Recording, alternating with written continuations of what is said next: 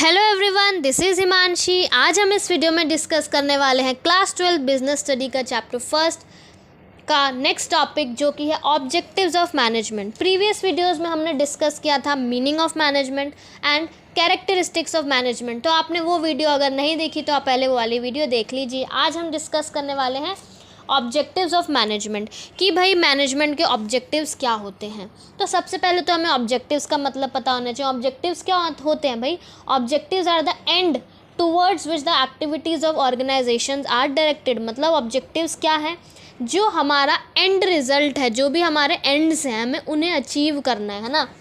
और जितनी भी ऑर्गेनाइजेशन की एक्टिविटीज़ हैं उसी तरीके से उनको डायरेक्शन दिया जाता है कि हम अपने जो भी ऑब्जेक्टिव्स हैं, अगर हम सिंपल लैंग्वेज में बोले तो हमारे जो भी गोल्स हैं वो अचीव हो पाए। तो ये है हमारे objectives, end towards with the activities of organisation are directed. तो ये हमारे ऑब्जेक्टिव्स हैं। अगर 3 ऑब्जेक्टिव्स हम मैनेजमेंट की देखें तो हमारे organisational objectives, social objectives and personal objectives.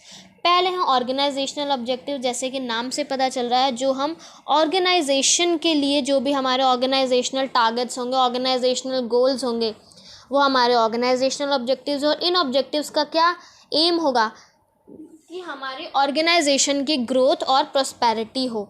ठीक है। और जो मानते हैं हम, प्रॉफिट मैक्सिमाइजेशन मेन ऑब्जेक्टिव होता है हर ऑर्गेनाइजेशन का।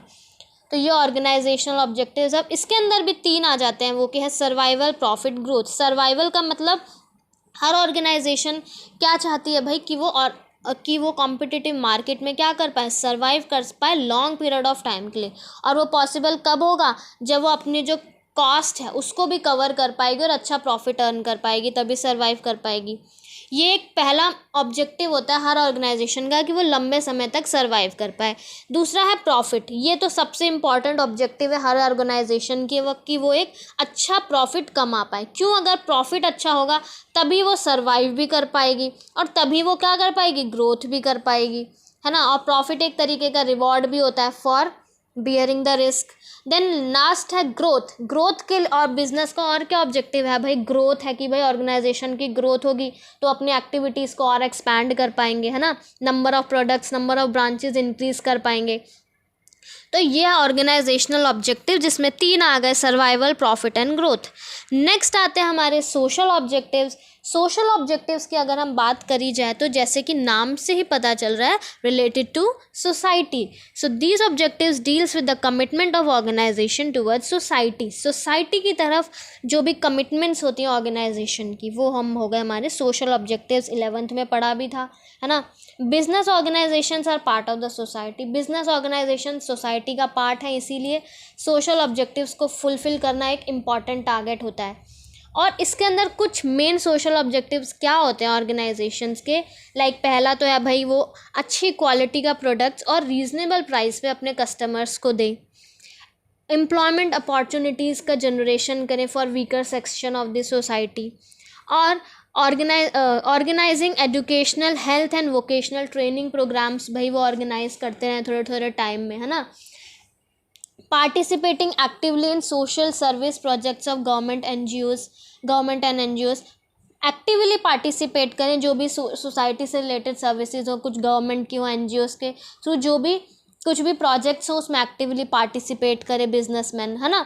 तो ये इससे क्या होगा, हमारी सोसाइटी के गोल्स हमारे फुलफिल हो पाएंगे। Using environmental friendly methods of production. अच्छे environmental friendly methods of production use करें। Generation of economic wealth. तो ये सारे हमारे कुछ मेन सोशल ऑब्जेक्टिव्स होते हैं जो हर ऑर्गेनाइजेशन को फुलफिल करने ही चाहिए सोसाइटी में लंबे समय तक सर्वाइव करने के लिए। ओके, तो ये हमारे कुछ सोशल ऑब्जेक्टिव्स।